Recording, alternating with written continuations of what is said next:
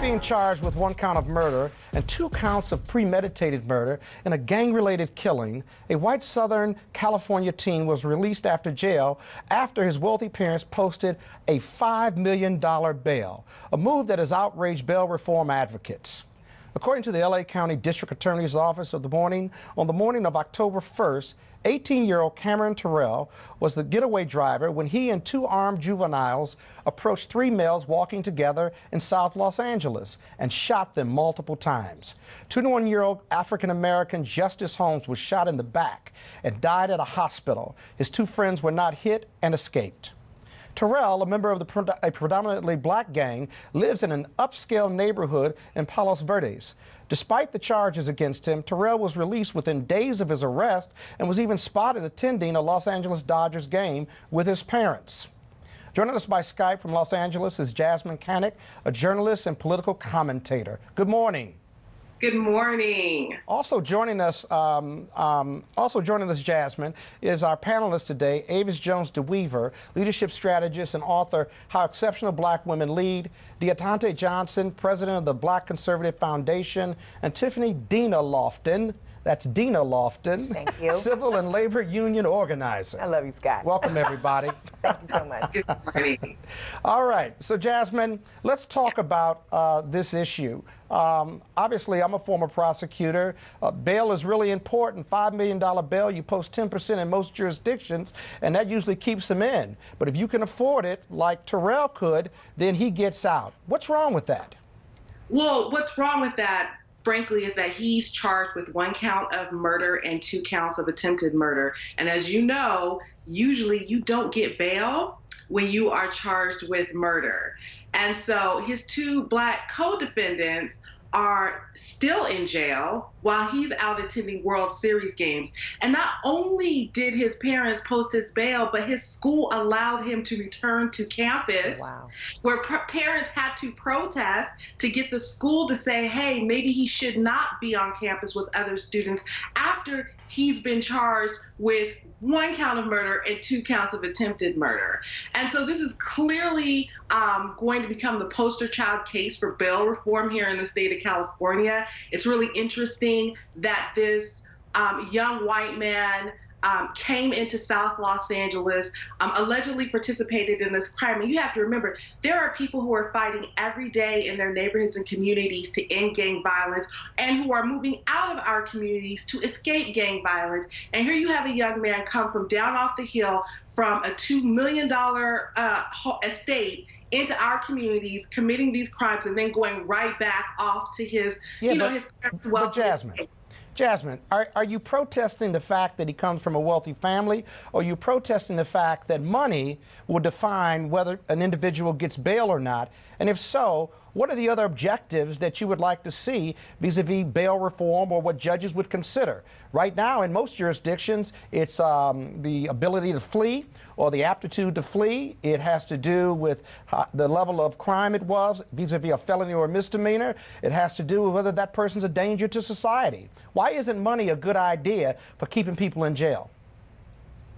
Well, look at this example. I mean, normally the average person would not have the 10% of $5 million to put up for bail. And when you look at bail in California across the board and you look at black and brown inmates, folks who have been charged with a very similar crime to this young man, they do not get the benefit of even having the opportunity to pay the bail. They are given no bail. And so I think that's what a lot of the outrage is here in Los Angeles right now, is because you have, or as you know, over half the population sitting in a county jail who haven't been convicted of any crime at all and simply just can't afford the bail to get out, whether it was for shoplifting or, robbery or assault. And then here you have this young man who, like I said, his parents put up the money. He went right back to school and even attended one of those precious, highly unaffordable World Series games here in Los Angeles, and he's living the high life right now. What changes do you and your organization want to see happen? Right. So I don't have an organization. I'm just a political commentator and a journalist. Oh, that's an organization then. That's organization enough. Go right ahead. But I think that, again, for folks who are working on bail reform, this is going to become the poster child just in terms of pointing out the disparities in how people of color are treated versus white folks and people of means. I'm sorry, Jasmine, let me interrupt you for a second. I want to go to our panel, Avis. So Avis, what's a white rich kid doing involved in gang violence? And that's a little off subject, it may be, but that's the story that jumped out at me. Yeah. And few of our gang members, gang members can afford a $5 million bail. So this is pretty unique. It is unique. I mean, I feel like he was sort of living a fantasy. I mean, Too much rap music. We know that oftentimes white people, white people are enamored with black culture in any shape or form it takes. And here he was, and his sort of playtime hanging out with this gang, and at the same time being an active participant. He was the getaway driver, and he's the adult in this situation. He's the 18-year-old. The others are juveniles. It just, to me, this is another sort of example of the sort of the affluenza type of thing, where white privilege once again swoops in for the rescue, and he's able to live his life. But Tiffany, there's clearly a bail disparity if this individual got $5 million, Terrell, and his co-defendants didn't get any bail. I got that part.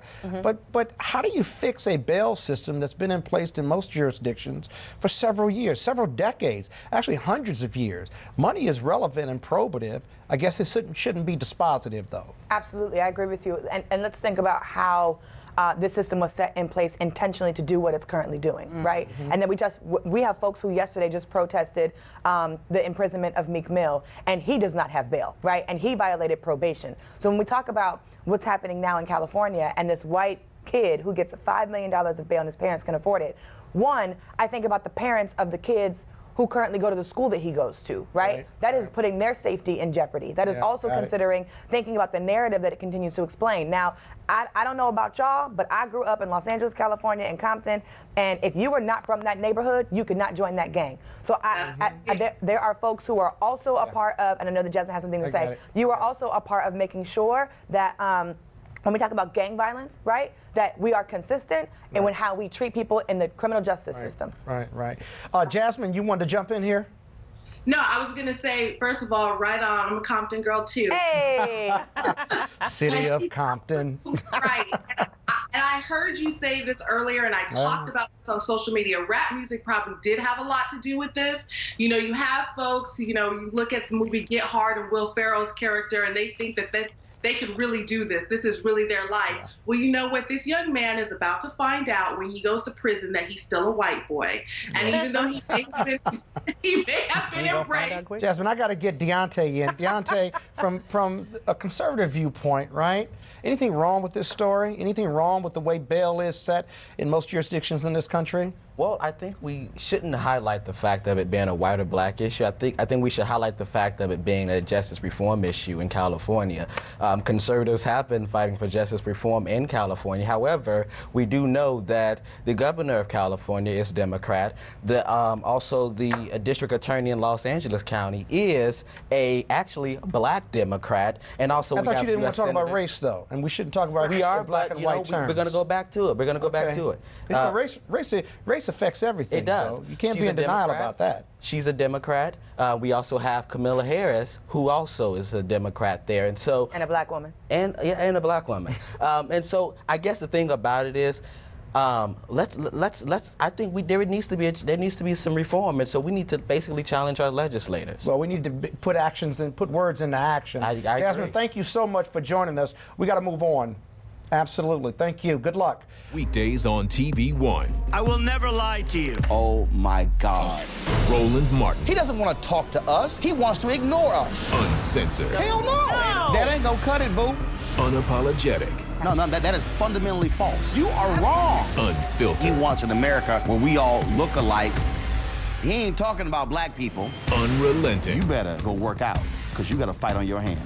NewsOne Now with Roland Martin. Weekdays at 7 a.m. on TV One.